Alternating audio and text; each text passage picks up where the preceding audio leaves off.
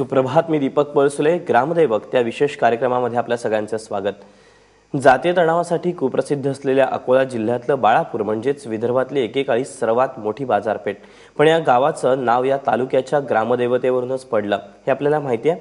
श्री बाळादेवी हे बाळापूरचं ग्रामदैवत, अतिशय सुंदर आणि रमणीय परिसर असलेलं मंदिर अकोलावासियांचं श्रद्धास्थान आहे। चला तर आज दर्शन घेऊयात बाळापूरच्या बाळादेवीचं।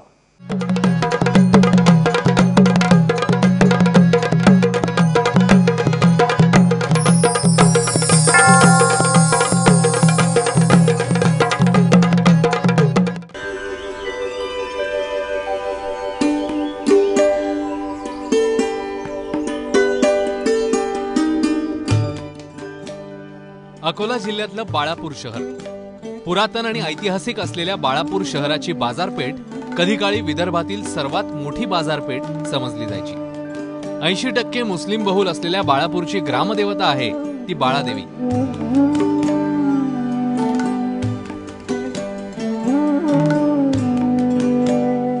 अतिशय पुरातन आणि ऐतिहासिक वारसा असणाऱ्या बाळापूर या शहराला नावही मिळालंय या देवीच्या नावावरूनच। मनकर्णिका, जी आता मन नदी म्हणून ओळखली जाते, आणि महेशा नदी, जी आता म्हस नदी म्हणून ओळखली जाते।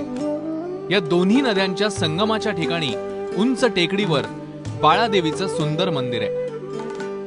मंदिराच्या गाभाऱ्यात बाळादेवी मातेचा सुंदर असा मुखवटा अर्थात विग्रह बसवलेला आहे। मुखवट्यावर 2 वेळा उगवत्या सूर्याची थेट किरणं पडतात। ही स्वयंभू देवी असल्याचं अभ्यासक सांगतात।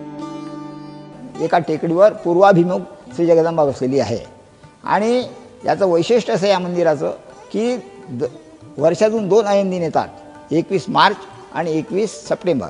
या दोन्ही दिवशी उगवत्या सूर्याचे पहिले किरण जगदंबेच्या चरणावर पडतात। प्रत्येकाने त्याचा अनुभव घ्यावा। या देवीने या गावाचं आध्यात्मिक भावविश्व अतिशय समृद्ध करून सोडले। त्यामुळे गावातील देवीच्या भक्तांना देवीच्या दर्शनासाठी ना कोणत्या उत्सवाचं कारण पाहिजे ना एखादा सण, त्यांची पावलं अगदी सहजच बाळादेवीकडे वळू लागतात। बाळापूर म्हणजे आमचे लहानपणापासून कुलदेवता आहे बाळापूरची बाळादेवी माता।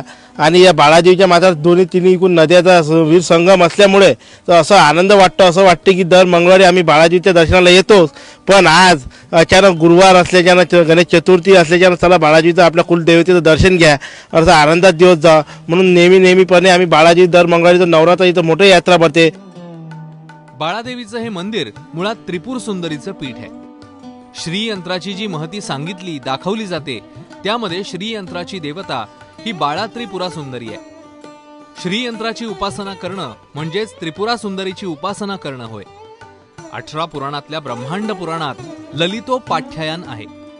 त्यामध्ये 22व्या अध्यायात बाळादेवीने भंडासूर नामक दैत्य आणि त्याचे 30 पुत्र यांच्याशी पराक्रमी संघर्ष करून त्यांचा वध केल्याची कथा आणि महती वर्णन केली आहे।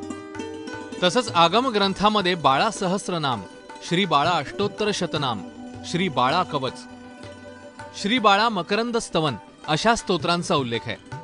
त्यामुळेच या वारशाचा अभिमान देवीच्या प्रत्येक भक्ताला आहे। तर सर्व बाळापूर वासियांचं खूप मोठं एक श्रद्धास्थान आहे बाळापूर। आणि इथं म्हणजे लोकांचं जवळपास म्हणजे पूर्ण भारतभरातून सर्व लोक दर्शनासाठी येत असतात। माझं तर घर म्हणजे इथून खूप जवळ आहे, मंदिराच्या समोरच घर असल्यामुळे दिवसातून म्हणजे सकाळी उठल्यापासून तर संध्याकाळपर्यंत बऱ्याच वेळेस देवीचं दर्शन होतं। आणि आमच्या म्हणजे सर्व बाळापूरवासियांचं श्रद्धास्थान म्हणून बाळादेवीची कृपा आमच्यावर आहे असं आम्हाला वाटतं। बाळादेवीच्या मंदिरामध्ये जाण्याकरता 55 पायऱ्या चढून जावं लागतं। पूर्वी हे मंदिर लाकडांच्या खांबावर उभं होतं। 1978 मध्ये या मंदिराचा जीर्णोद्धार करण्यात आला। नवरात्रोत्सवामध्ये बाळादेवी मंदिराला यात्रेचं स्वरूप आलेलं असतं। अनेक धार्मिक कार्यक्रम इथे राबवले जातात। भजन, कीर्तन, गोंधळाचं आयोजनही करण्यात येतं। तसंच देवीची महापूजा आणि महाभिषेक करण्यात येतो।